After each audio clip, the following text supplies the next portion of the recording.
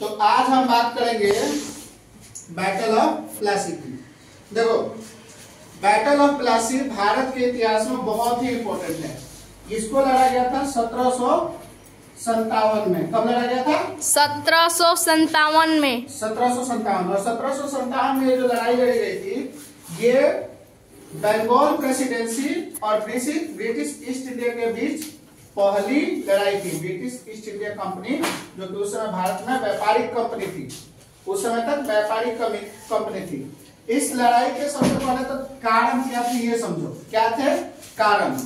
पहला कारण था कि जो बंगाल के प्रेसिडेंसी थी, बंगाल की प्रेसिडेंसी से पहले ब्रिटिश ईस्ट इंडिया कंपनी के अधिकारी पहुंचे थे दिल्ली दरबार में, और दिल्ली से उन्होंने बंगाल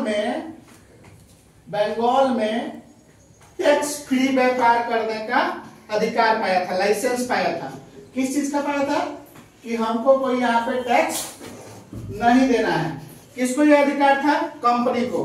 कंपनी कौन? British east India company. British east India company को अधिकार था कि भैया बंगाल प्रेसिडेंसी के अंतर्गत अगर आप व्यापार करें, आपको कोई टैक्स नहीं देना है बंगाल के नवाब को। अब यहाँ पर कंपनी जो थी, कौन सी थी?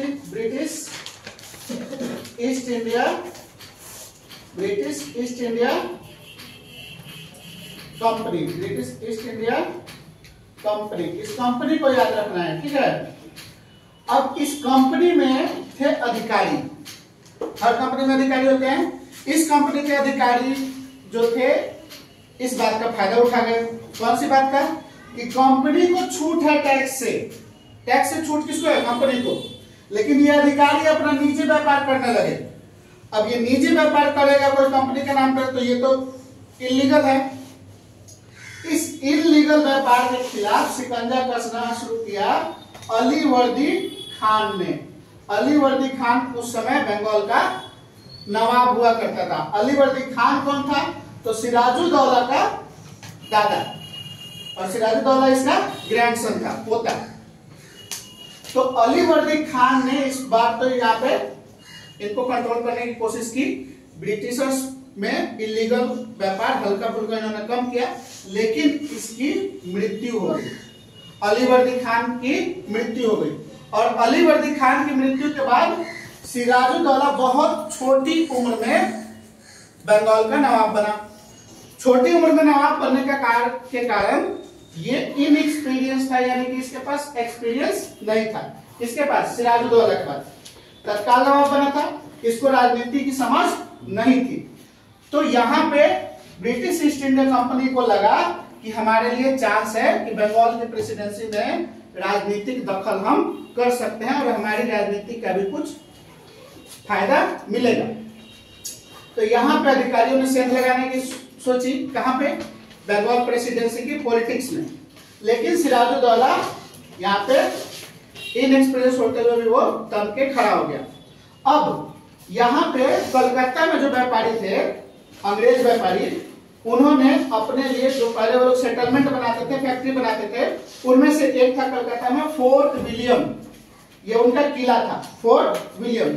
अब इस फोर्ट विलियम को इन्होंने फोर्टिफाई करना शुरू कर दिया। फोर्टिफाई यानी कि उसको चार दीवारी करना शुरू कर दिया। अब ये जब इन्होंने चार दीवारी करना शुरू किया तो न्यूज पहुंचा सिराजुद्दौला के बाद कि यहाँ पे ये लोग अपनी सेना संगठित कर रहे हैं, इस किले को फोर्टिफाई कर रहे हैं, यानी कि एक मजबूत गढ़ बना रहे हैं बंगाल में रहकर बंगाल के नवाब के खिलाफ। इसने अपनी सेना भेज दी। बहुत बड़ी सेना लेकर के ये पहुंच गया 20 जून 1756 को। 20 जून 1756 को पहुंचा। फोर्ट विलियम पे इसने हमला किया और फोर्ट विलियम में अंग्रेजों को बुरी तरह से मारा। यही के बारे में एक कहानी फेमस है कि इसने 10 बाई 10 के कमरे में लगभग 150 ब्रिटिशर्स को भर दिया। अब चाबी जो है खुद लेकर के बेडरूम में सोने चला गया सिराजुद्दौला। अब खोले कौन? राजा को जगाए कौन खोलने के लिए? और ये लोग दम घुटने से वहां पे 140 में से लगभग 100 के ऊपर लोग मारे गए थे। तो इसको इन्होंने, ये जो दिन था ये फ्राइडे था शायद, तो इसको ब्लैक फ्राइडे इन्होंने घोषित किया था 20 जून को उन्होंने। और वहां से इनको एक मोरल कारण मिल गया, मोरल कारण मिल गया कि अब जो है बंगाल के नवाब पे हम लोग हमला कर सकते हैं। अब ये जो मोरल कारण इनको मिल गया तो